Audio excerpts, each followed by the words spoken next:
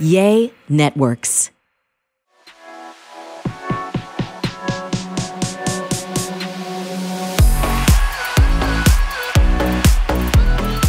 Hi, Wild Ones. Welcome back to the Wild Rose podcast. I'm Whitney Rose. And I'm Connie Daniels. Whit, how have you been? Listen to my voice. Yeah. What's going on? Where have you been? Did you lose your voice at the Lost River Disco? I think so. Listen, every time I have to yell to my friends over music, I lose my voice. So here I am. If I party too much. Yes. So we went to a place called Lost River Disco. I know you know about it. Our listeners don't, but it was this tiny, tiny music festival up in McKay, Idaho. They've been doing it for a couple of years. Where's McKay? McKay is, so you know where Sun Valley is? It's about an hour up above it. So what's the total drive time from Salt Lake? It's about a 4.5-hour drive. Oh, that's not bad. Yeah, it's not bad. And we did glamping this year. They had glamping tents. So yeah, everyone goes up. It's like 2 or 3 nights. We just did 2. And it's so beautiful up there. There's a beautiful camp river. And listen to music. Yeah. It was maybe like 200 people there, maybe.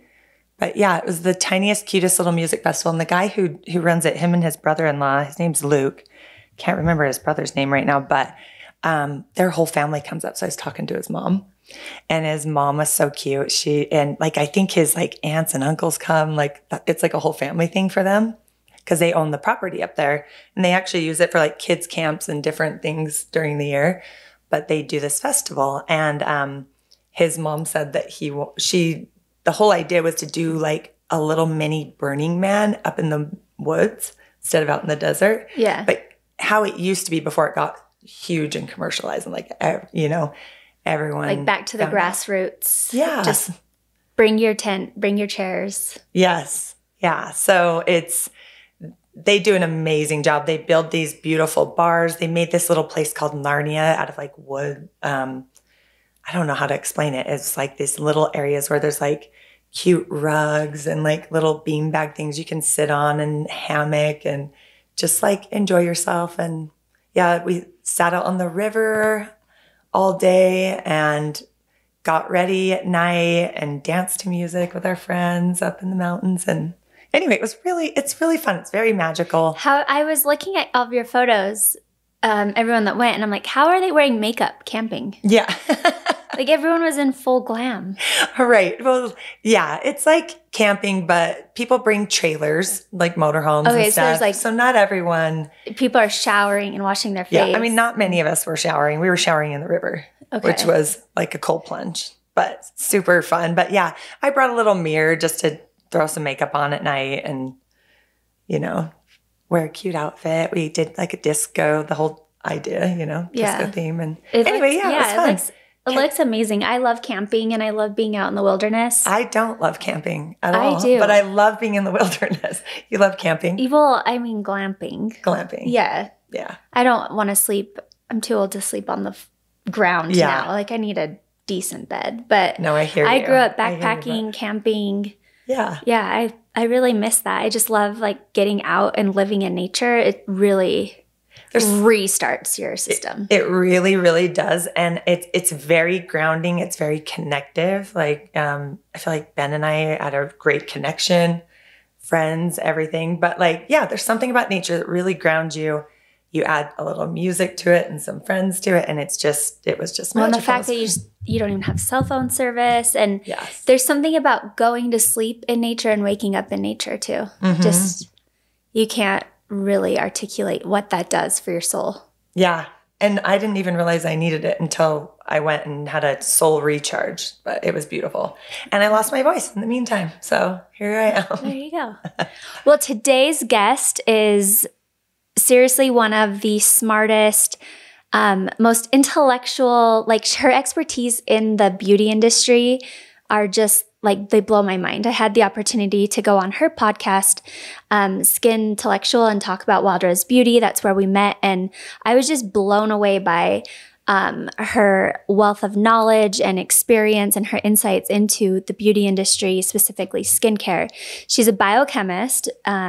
She has spent about 20 years working in the beauty industry, in the skincare industry, and she has developed her own skincare line that is science-based, more medical grade skincare. She spent time with L'Oreal. So she knows her stuff, and she has the best advice, the best insights. And so today I'm excited to bring on Nicole Simpson to talk about beauty, starting a business, and just all things entrepreneurism. Amazing. I'm excited to meet you, Nicole. So after this break, we will bring on Nicole Simpson.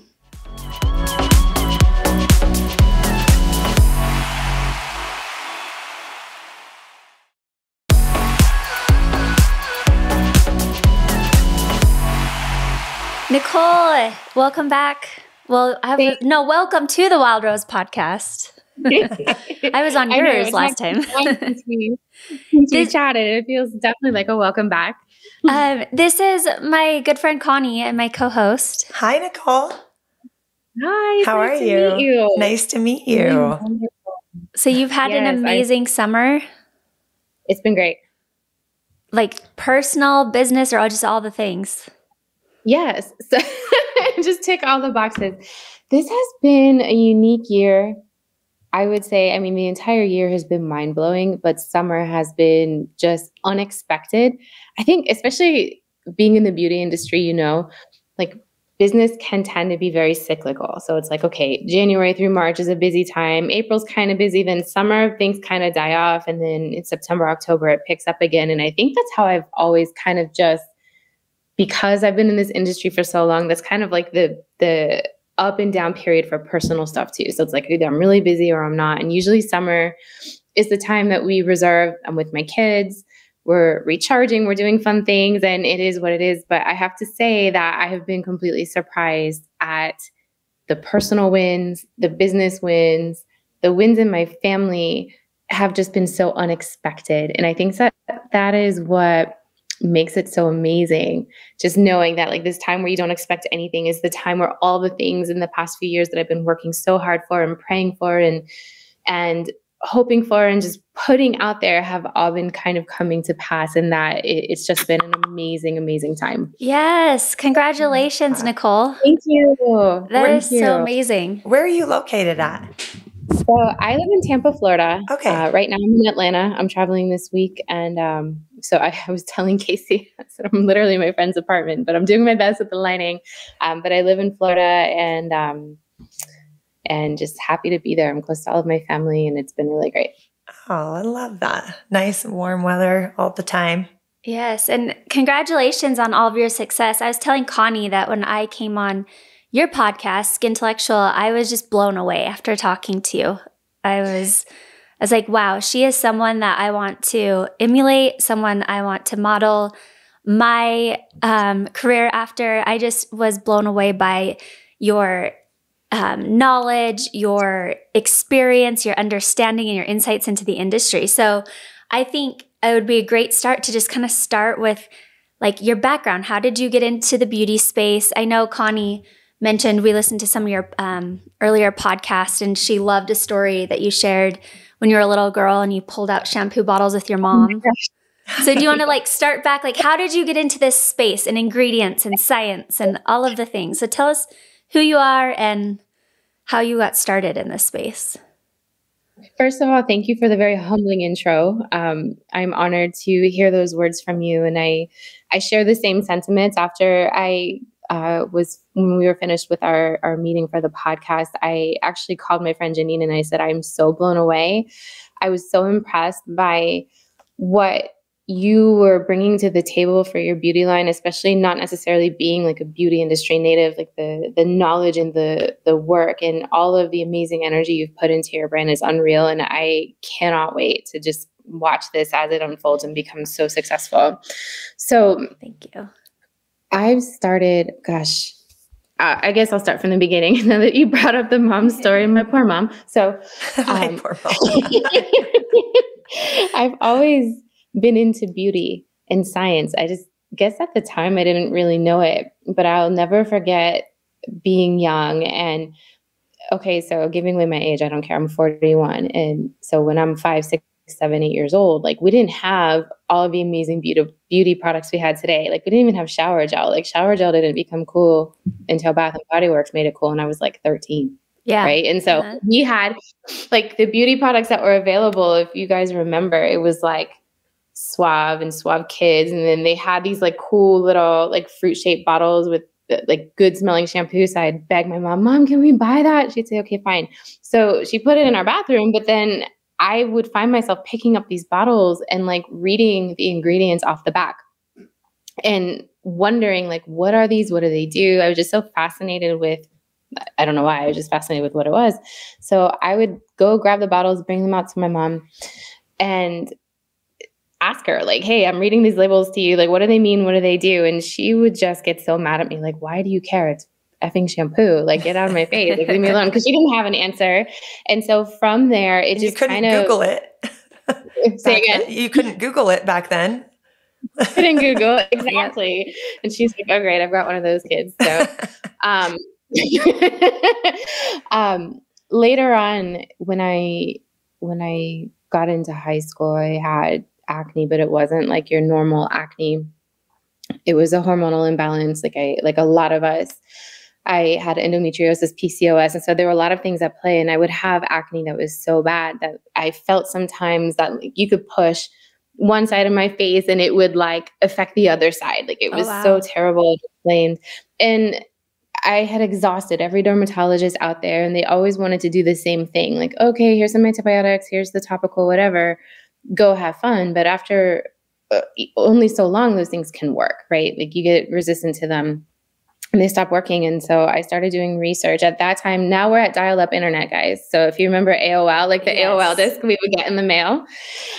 So we would dial up, and I started really reading into like anti-inflammatories for skin. At age 18? Is this around 8? You said around age 18? I was around like 16 or 16, 17. Okay, wow. Yeah. Yeah. It was very like intuitive and like really, what's the word on like entrepreneurial of you at age 16? You know what I mean? I guess you're right. It was more just being tired of not having a solution and really needing to find one. And so I started Googling anti-inflammatory, found aloe, and we had aloe everywhere being in Florida. So I made my first formula, and I extracted chamomile. Like I just got chamomile tea, but I took the extract out. I extracted from aloe. I kind of put them together into my own mask. I made a gel mask that I put on my face, and all of the redness and inflammation left. And so I was still with some of the bumps, but the acne improved significantly and improved more than what I was doing with the doctors. And I don't want to give the wrong message. Like I'm not saying that the thing I made was better than Western medicine by any means, but it was providing that extra element that my skin needed that the topical medications weren't able to provide. And so that was my thing, and I used it for years. So when I got to college, I was studying biochemistry, and I was really friendly with my organic chemistry professor. He was super young, very smart, and I told him about it, and he had all the equipment in the lab. So we actually ran different analyses on it. We did HPLC, we did mass spec, we did all of these characterizations, and we isolated, I think, 35 or 37 of the molecules that were formed in this mass that came out that actually registered to have like really powerful anti-inflammatory components for skin. And so I think that was probably the launching point to say, like I'll land in cosmetic chemistry somewhere. I don't know what that looks like yet, but I do now know that there's a lot more to treating skin than what was standard at the time. And at that point, it also became really clear that if you wanted to have beautiful, healthy skin for the long term, whether you're dealing with acne or rosacea or wrinkles, at the base of it all, those are all really inflammatory conditions. Mm-hmm. And if you wanted to manage it, it wasn't just like a one and done thing. It was a multimodal approach. And we had to open our minds beyond what was available at that time. So that was kind of how everything got started. Well, that's interesting. And it reminds me actually of you, Whitney, and how you came up with Wild Rose Beauty, because she had issues with her skin that she couldn't ever find treatment that would work. And so you just went ahead and figured it out on your own, things that would actually work for your specific skin. Well, yeah, it's very similar. Although I don't have the science background, I didn't study I'm not a biochemist, but it's a similar experience in that I realized, okay, I'm taking all these prescription things from my dermatologist at age 18 to fix my skin, but I was having while it was fixing one thing, I was having a reaction somewhere else. So I realized it's like you have to fix everything internally on the surface and you have to heal it. Like the aloe, the chamomile probably was just calming and soothing the inflammation caused by the medicine, whether it's working or not. It could be working, but you have to soothe that reaction, right? So yeah, it is very similar. I didn't go on to study science. I wish I would have. I went to business school, but but you found somebody who could do that for you. Yes, exactly. I found the experts. Yeah. And that is the beauty of being someone like yourself who's very entrepreneurial. You know, we talked about this last time on the podcast, but I remember another thing that just really stood out to me that I admired about you so much was that you've got this naturally inherent leadership quality about you. And you were wise enough to know, like, okay, these are the insights that I've gained, and I just need to find the right person who's going to help me bring that to life. And you did that with Wild Rose. And I'm just so, like I said, I'm a huge fan. I'm not fangirling you right now, but I'm just so impressed by what you put into those formulas. I really feel strongly that you're going to be in this for the long term. I really appreciate that. It means so much to hear you edifying me, like as you as an expert and me as just an enthusiast, you know. Don't sell yourself short. There's definitely some expertise there. Oh yeah. I think the time you put in, research, time, experience, it adds up to something for sure. Okay, so you graduate from college. Where did you start your career in the beauty space? So when I graduated college, I went to work for some very famous pharmaceutical companies. I won't drop the names on the podcast because they're particular about permissions, et cetera. But I was there and they gave me all these like glamorous titles. They were like, oh yeah, you're a brand new analytical chemist. Welcome to the team. By the way, here's $11 an hour and you're going to sit on a lab bench and measure the weight of every drop of liquid that comes out of this bottle. And I'm just like, wait, what? This is not what I signed up for. So I knew breaking into the world of beauty was extremely hard. And because I finished with my bachelor's and I didn't go all the way with master's PhD, like I knew getting into the chemistry side was going to be really hard. And I wasn't sure that's where I wanted to land anyway. So I was kind of in that situation where I was like, I don't really know what I want to be when I grow up, but I know this is what I love. So I actually made the decision to go to aesthetician school and I became a licensed aesthetician.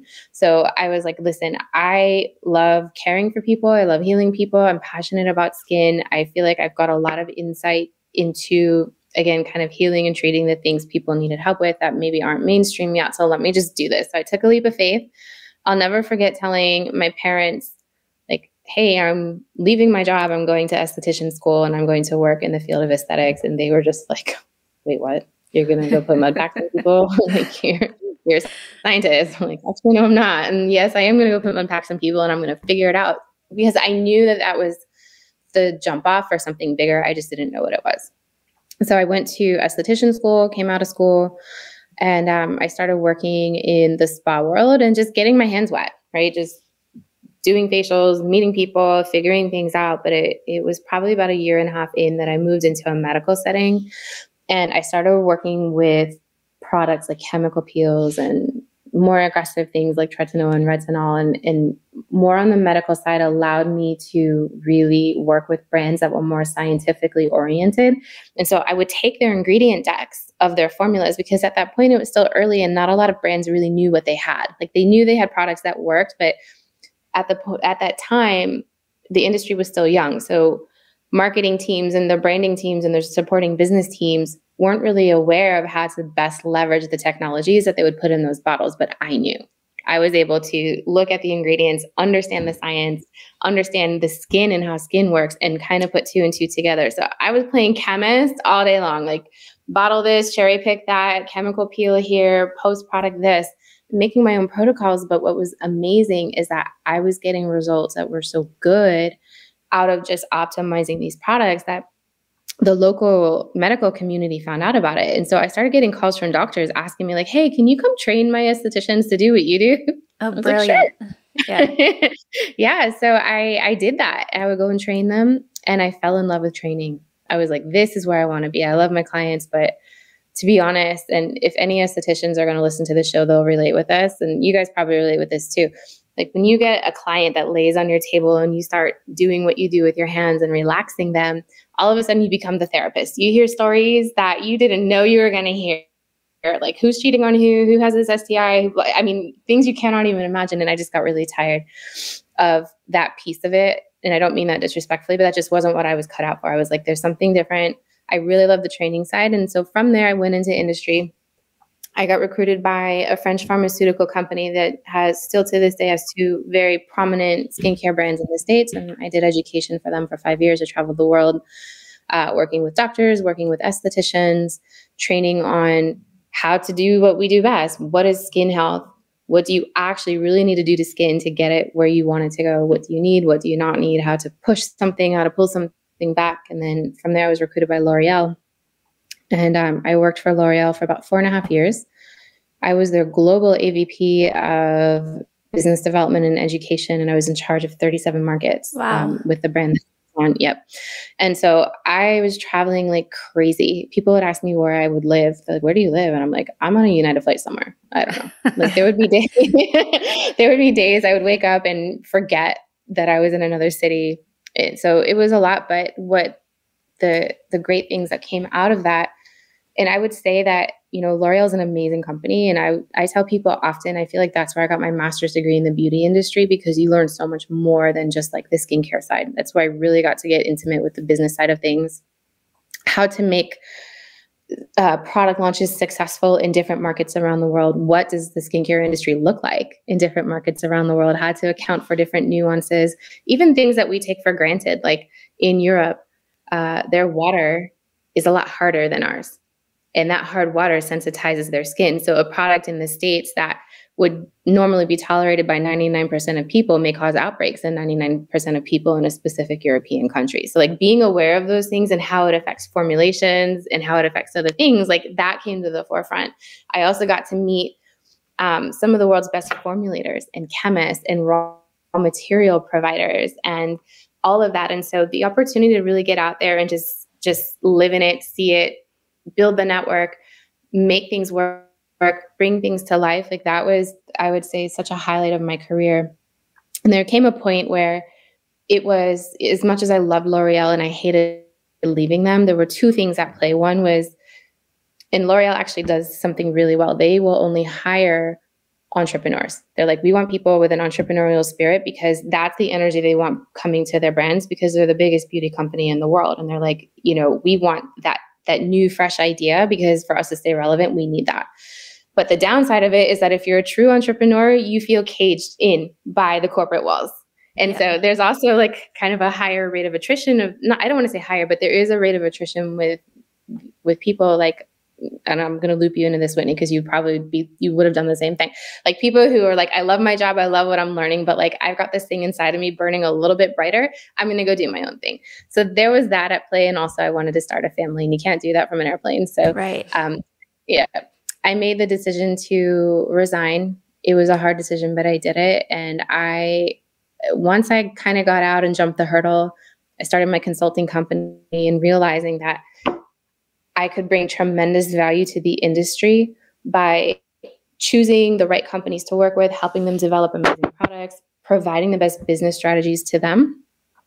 And I could have the impact that I wanted to have and I knew I could have, but also have the flexibility that I needed to focus on my family. That was it for me, never looking back. So here we are 7 years later. And today I'm on your podcast. Talking about amazing things. I love when you get to a point in life and you love where you're at and you get to look back and realize every single step of the way was crucial to where you're at, and sometimes where it feels like, oh, maybe I was off track here or it was a failure here. It all led you to where you're at and it was all necessary. And yeah, that's awesome. It's so interesting you say that, because literally I've got my journal. I use the Remarkable. This is the most, where am I on the camera? There it is. The most amazing digital paper, because I'm a pen and paper girl. And this morning I was literally writing that. I was looking back at the past 20 something years and I'm like, every single step has brought me here today.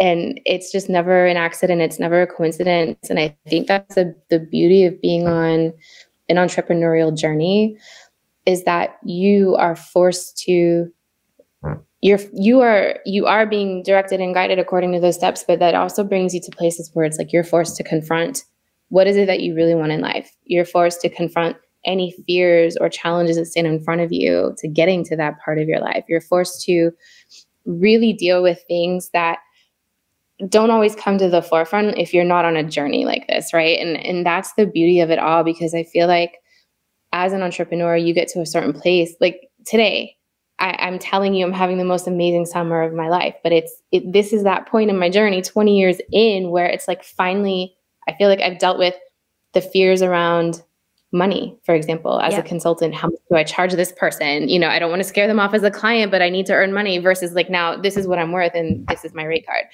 And, you know, all these type of fears, that you confront them and they go away. And then you get to the personal life and you're forced to find balance. I am a mom. I have 2 kids. I'm an entrepreneur.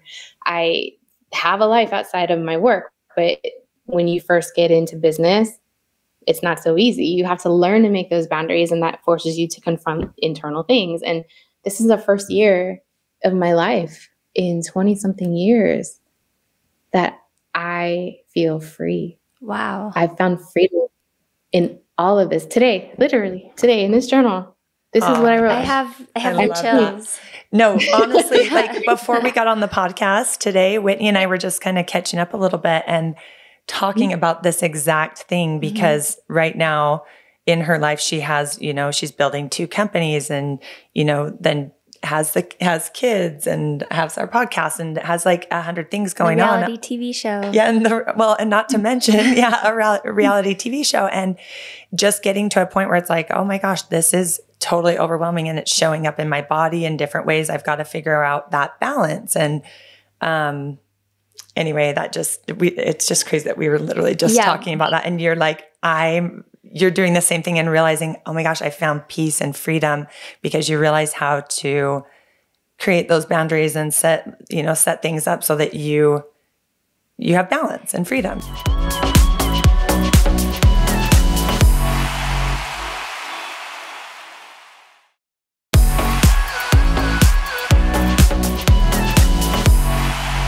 It's exactly what you said, where you're like, when you hit these points and when you're doing these things, you have to look at your fears and your limitations and your limited beliefs about yourself. And I love that you brought up money, because a relationship with money, especially as a female living in the man's world, you know, we're evolved from that. I know, like, I don't want to bring up all of that, but like, that is a real thing that we experience as female identifying women, right? So, I have a question for you though. So I'm like, I got the chills because we were literally talking about that, and I'm so happy for you, because if you can have it, then I know I can. Like, you know, we watch people and learn what they do and do what they did. What was the key thing, do you think, in this last, as you're doing all this work? Like, what switched to allow space for that abundance to flow in? Because this is very much like a relationship with yourself, right? To allow it to happen. Are you following me? I'm following you. I'm trying to think of how to answer that in a succinct way that wouldn't take 15 years to get through it all. So I'm following you. I think there's a couple things that switched. And I was in a really bad marriage. Like, when I say really bad marriage, it was really bad. And collectively, we were together for probably like 15 years, married for a few of them. And that marriage ended. I chose to end it. That marriage ended after years of trying to fix it. And through that process, I would say through that process, I learned a lot. But at the end of that process was the first time again in a long, long time that I realized, like, the reason I'm trying to save it wasn't the right reason. It wasn't because I was in love with this person. It wasn't because I really wanted that marriage. It was because I was being forced to face things that stemmed like from elements all the way through my life, like fears of abandonment, fears of rejection, fears of whatever, you name it, right? And that was the true fear. And so through this process, especially the past, 4 or 5 years or so, like being forced to confront the root of all other fears and issues in my life were those two things, and working my way through them. We all work through those things differently. For me, I work through them with faith. I had help. I had therapists, the whole thing. Everyone has their own system. Whatever your system is, like, as long as it's working for you, like, go for it. But that's my message, is go for it. Like, once I confronted those fears and really got to heal them and put life back into them and put life back into myself, I learned that I had to relearn to love myself, and that it was 1,000% okay to let every single little thing go. Like, I'll never forget. This is a sad story, but I share it because it has a positive outcome. So back in 2008, we lost my youngest brother. He was in a motorcycle accident, and it was completely traumatizing for my family. I was young. I was 28. He was 20 years old.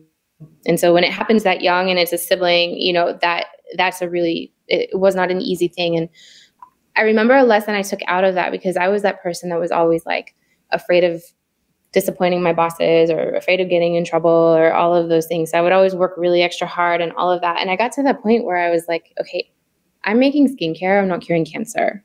Like, work will be there tomorrow. So I'm no longer afraid of, you know, stopping work at a decent hour instead of working till 8 or 9 o'clock at night because of what my boss might think. And later in life, like, I found myself revisiting that lesson. I'm like, you know what? I no longer care if a client that I have calls me at 7 p.m. and I don't answer, because this is my boundary. This is my time with my children.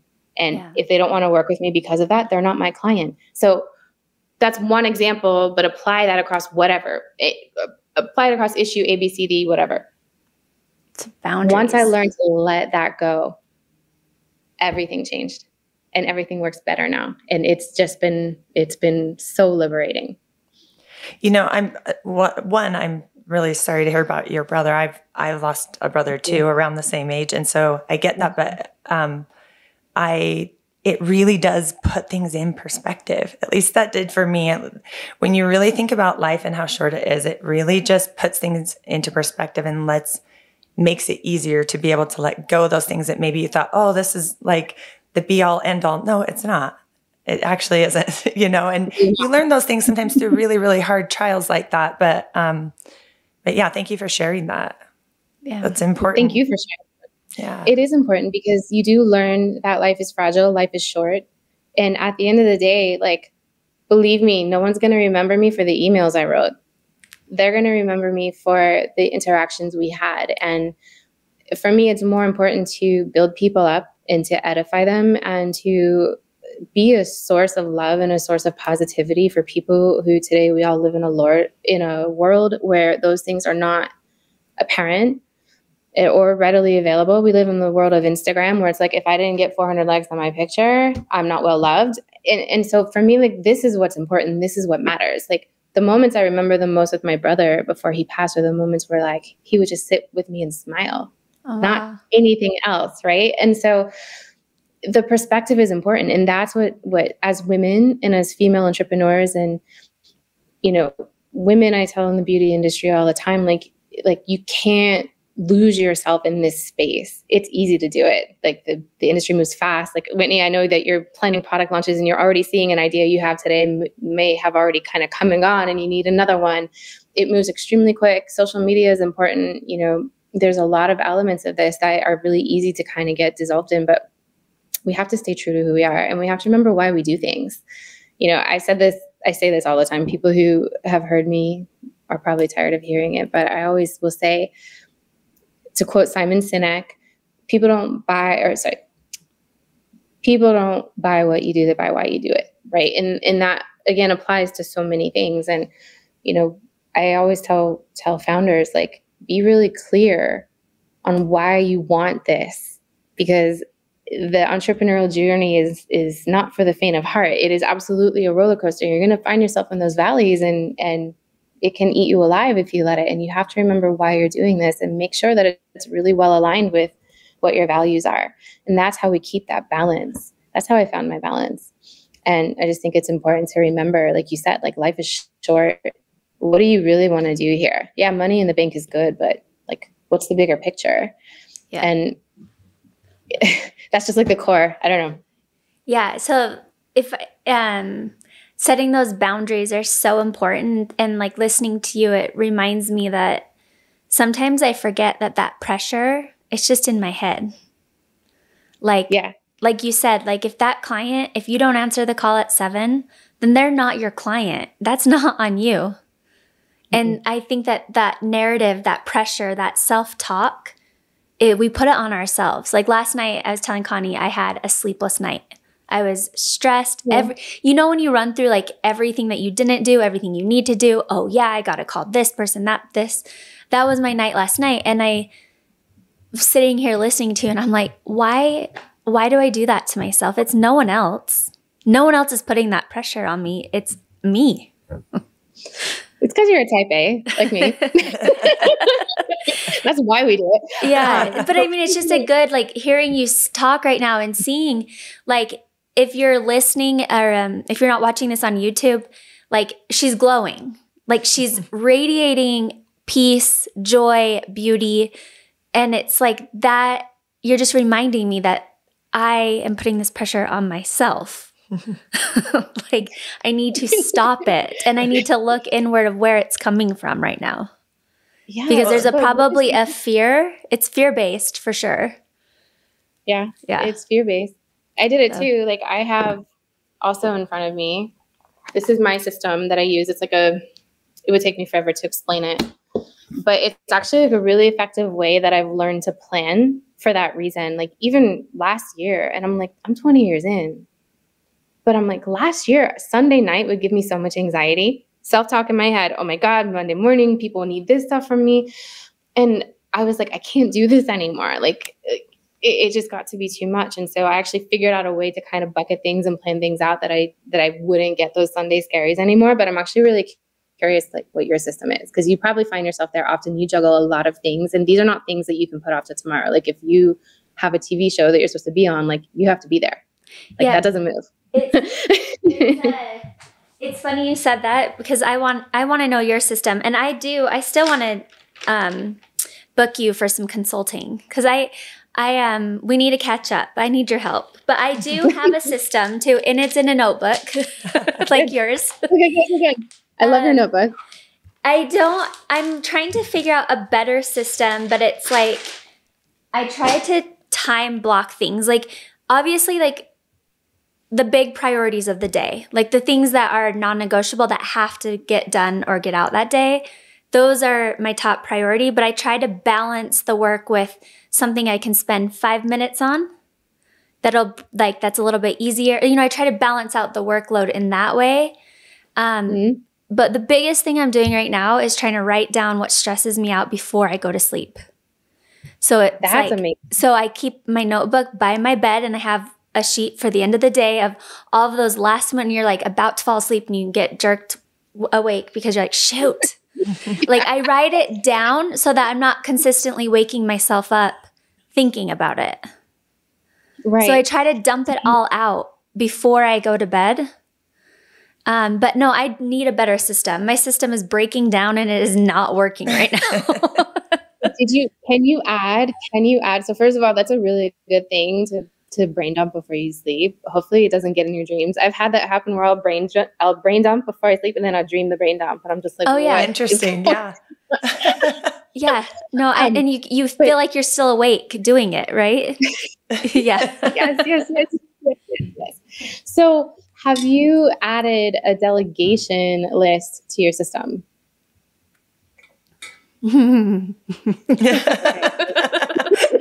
don't know if that was a yes or no. That was the best answer. Okay. Yeah. So we'll talk about I used to be very good at delegating, and I had a great team. Right now, I'm repositioning everything with Wild Rose Beauty. I'm looking to bring on an investor and hire a staff. Great. So that's why I want to talk to you. I need your help and guidance here, because I need to delegate, and I feel like I've built Wild Rose Beauty to where it is, and it's busting at the seams under my capacity, like what I'm capable of doing, which is beautiful because I've built something that people want to buy into, right? But I'm ready to like pass it on and let someone else help me blow it up. That's exactly what I think you need to do. And it's a beautiful thing that you recognize that, because where I see a lot of founders make mistakes is just holding on to it too closely because it's their baby.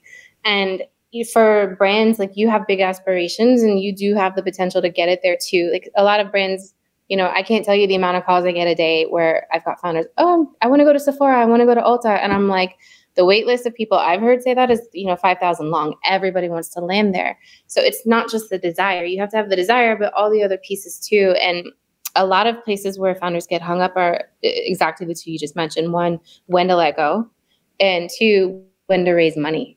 Yeah. Raising money is scary because you will officially have bosses that do not care about your passion. They don't care it's your baby. They look at it like, I gave you money based on this set of circumstances, and I want to get my money out in a timely manner. So if whatever it is you've got going on isn't doing it, we're going to move that out and put something else into play. That's scary. It is very scary.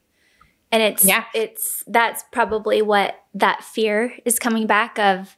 Am I worthy? Am I capable? Am I going to do this? Can I get it done? Am I going to succeed? All of that. And so I know where it's coming from. I just have been slower recently of like the self-talk out of it, like correcting it. It's like a muscle, right? The more you practice this, the easier it gets. So when you have a limited belief or you start self-sabotaging, once you can recognize it, you can get yourself out of it faster. I think pivot. That's the hardest part, right? Like, how long did it take you to actually learn that you have to monitor your thoughts and catch yourself in the thought? That's a problem. Yeah, I feel like it's something I've been practicing for the last couple of years, honestly. I would say, again, it's an active practice. I have to be doing my rituals every day, my routines, and staying grounded and connected to whatever you believe in. Like you said, whatever system works for you. Like, the minute that I stop those routines and those rituals and those practices, it gets harder and harder. But I would say really the last 2 years, I've been really focused on my thoughts. That's amazing. And I think there's a lot of in what you're saying too. Like, if I wake up very early. Well, it's very early for me. This is probably not very early for many entrepreneurs out there, but I start at 5. That is very early. Believe me, it's taken me 2 years to get up at 5, believe me. But I start at 5, and the first 90 minutes of my day are in prayer, like deep prayer, like deep meditative prayer. And if I don't do that, I'm not grounded in exactly what you just said. I don't have control over my thoughts. And it's really easy for that negative self-talk to come in and for it to derail you. It doesn't matter how well laid out your plans are. Like, if you've got the wrong approach when you're coming to that to-do list, like it goes whichever way it wants to anyway, right? And so I think having that grounded foundation is like the first step in really like not only taking control of your day, but making sure that like when those challenges come to you, you can handle them the way you want. And so you still own them and they don't start to own you. And actually, Whitney, I think, I'm hearing what you say and I'm relating because I think it's something that every entrepreneur goes through. But I would also commend you that you are light years ahead of the game because taking control, just first of all, recognizing it and taking control and making it an active process is something that a lot of just people, not just founders, entrepreneurs, like people in general, just don't make an active practice of doing. And I think you're doing a phenomenal job. Truly. Thank you so much. I have such an amazing support system around me too. Like Connie, I like it's and you like other people who are close or distant. It's like remembering that we're all in this together brings me like comfort too. You know what I mean? Like, I'm not the only person that struggles with this. It's every human being. So every entrepreneur. Like, if you're I've never heard of an entrepreneur that has not had to dive deep and do the self-work to be successful. Completely agree. What is your, if you were to give, while we're on this topic, something I wanted to ask you is what is your biggest tip that you'd give an entrepreneur, to save them, the 2 or 3 years of the valleys? I mean, you're going to go through them. That's just part of the process. But what is your biggest tip of getting to success, getting to flow? Because what I'm hearing is you are in your flow right now. It is just flowing. You're connected, you're grounded, and abundance is coming in. What is your biggest tip for that? Like if you could save someone 2 years, especially someone maybe, you know, who wants to start a business in the beauty space or any business really, like what's the foundational groundwork that you wish you knew that back then that you know now? Do the work. So, and actually what I'm going to say, I don't know if this is the most direct answer to your question, but this is what I would say. And this is what I do say. Don't skip the valleys. The growth, what you need to skip those 2 years is that self-work, that belief system, the ability to confidently set those boundaries, to know what you're capable of and to know what you're not capable of, to be cozy delegating something out, to know if you're not an expert in something, go seek the expert, to analyze and identify where your super secret sauce is and where it's not. So if you can like tick all those boxes, you're going to save yourself a lot of time. But for most of us, the lesson is in the valley. It's not on the mountaintop. The mountaintops are awesome and you're going to have them, but it's in the valley that you're going to be forced to overcome whatever those things are that are going to get out of the way so that you can go and tick all of those boxes. And so if you want to accelerate time, it's not about what email system you use. It's not about your planning system. All these things help, but it's really about like the self-work inside. Like, are you good? Are you healthy? Are you flowing? Do you have a spiritual system? You know, do you pray? Like, do you have all these things that ground you? Whatever that looks like, that has to come first. And you can do those things. The sky is the limit. Everything else will fly because you're out of your own way. So I guess if I had to say one thing is just get out of your own way. Yeah. That's easier said than done, right? 20 years later, I'm out of my own way. I'm still working on it. Yeah. So that's great advice. Yeah. Really for anyone in anything you're doing, business, family, anything you're doing, as long as you have that solid foundation from within, you can grow whatever you can dream up. And because that carries you through it, right? Carries you through it. It does. All the lows, highs, all of it. Yeah. I love that. Well, thank you. They call it source power, you know, divine source, God, universe, whatever you believe.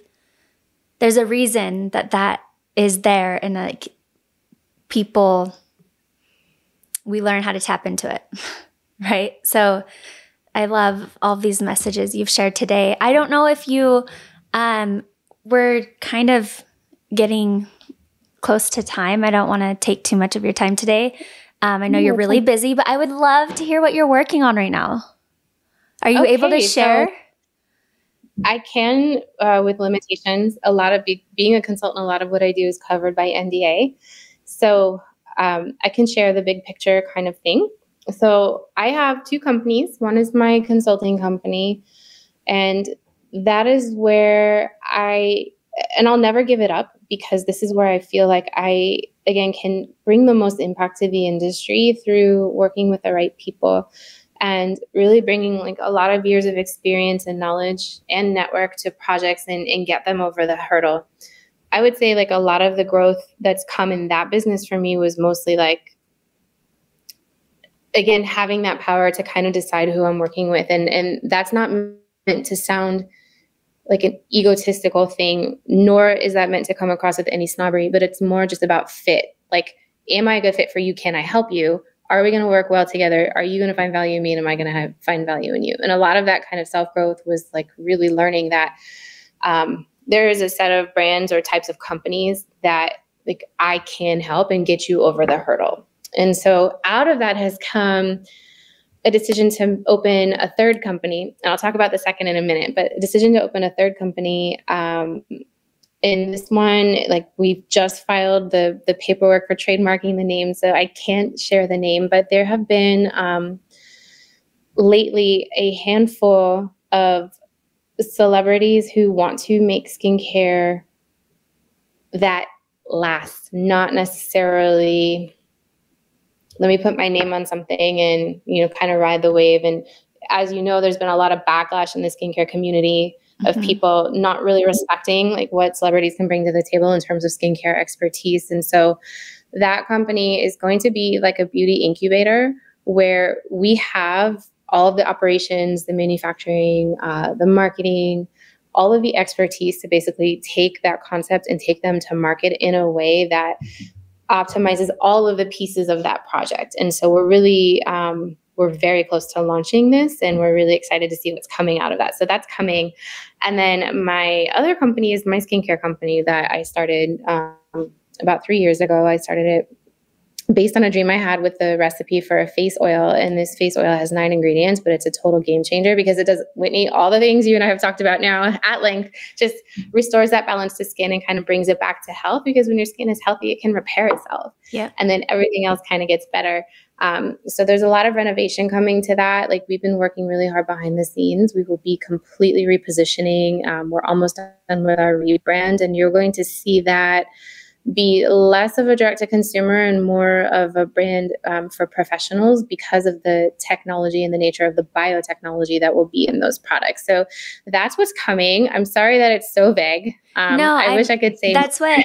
Congratulations on your third business. I can't wait to talk to you more about that too. Obviously, everything you're doing is, information that can help me.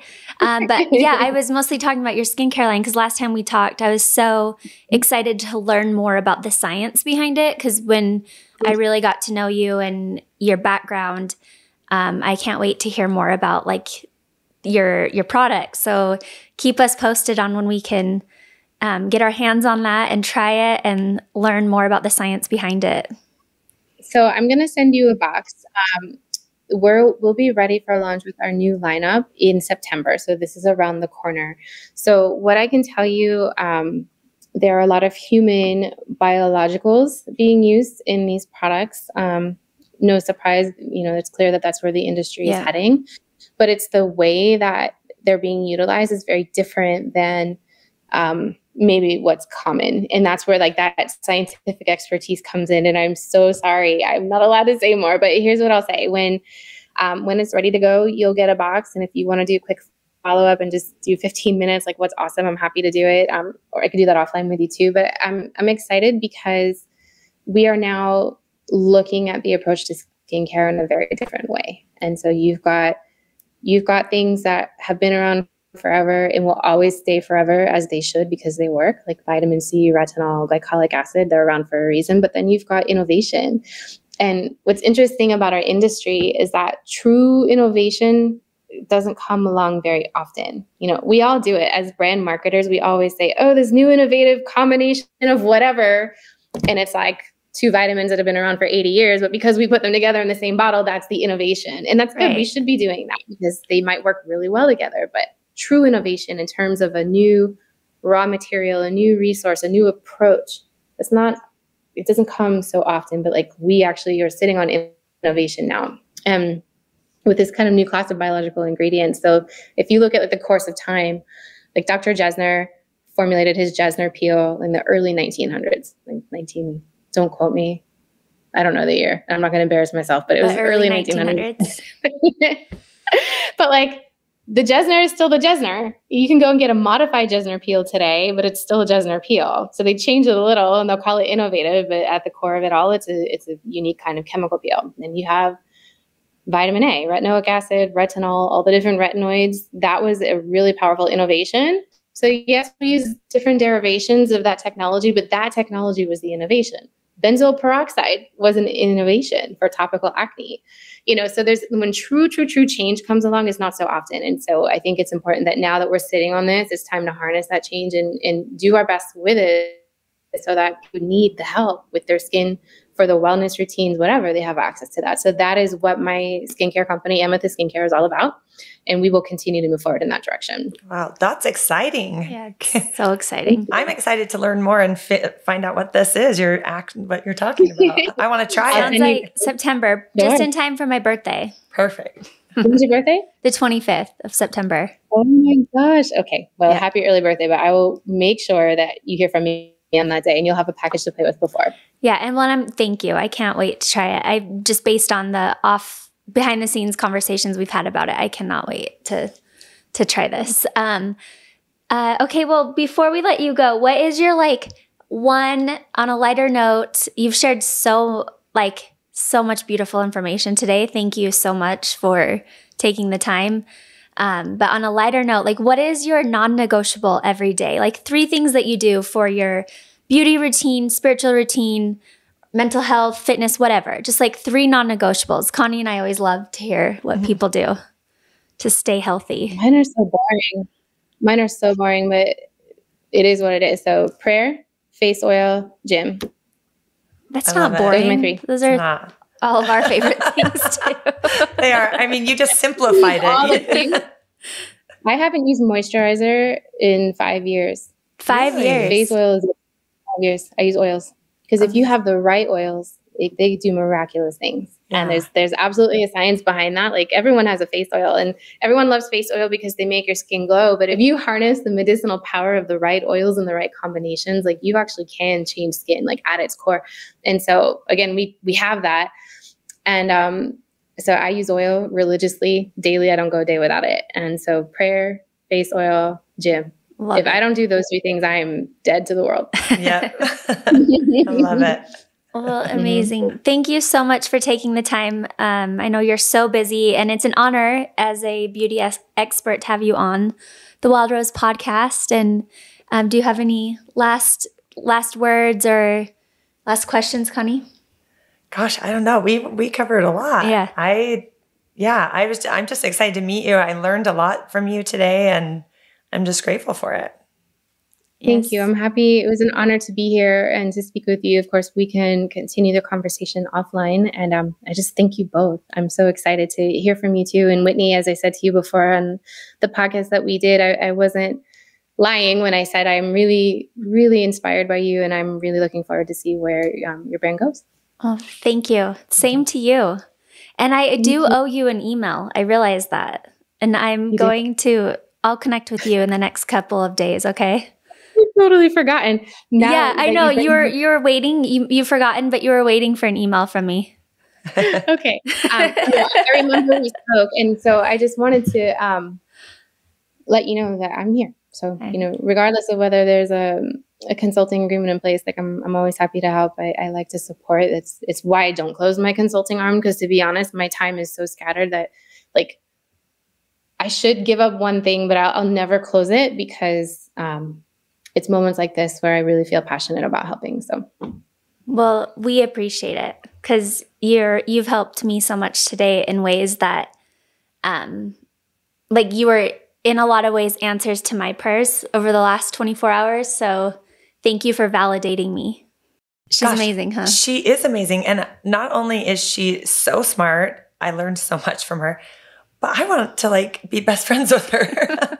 No, she just is a good soul. And she brought a lot of light to I know both of us today. And that just, it felt good. Felt like a good friend that I never knew I had.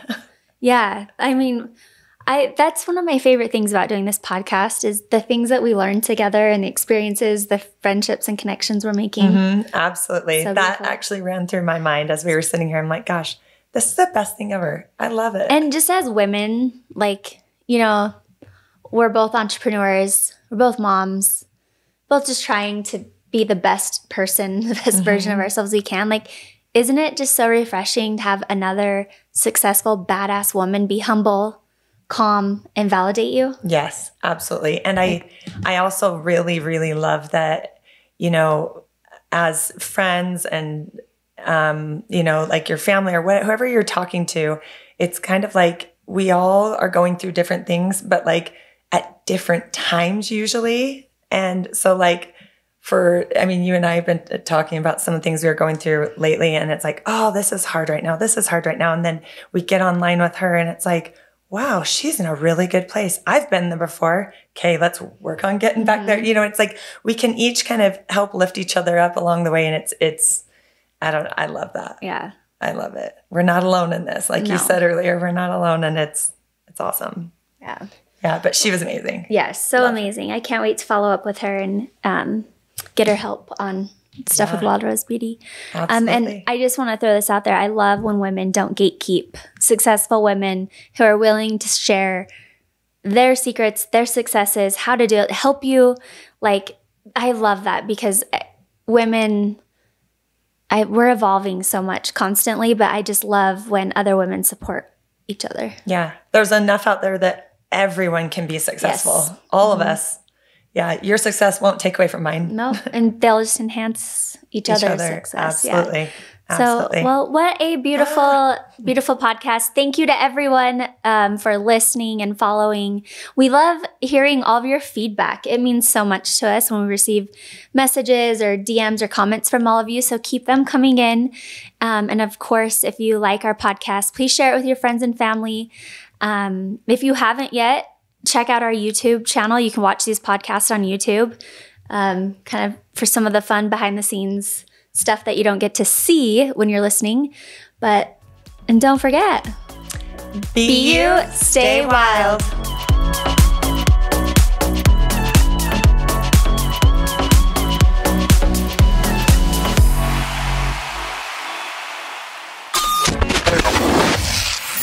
Yay Networks.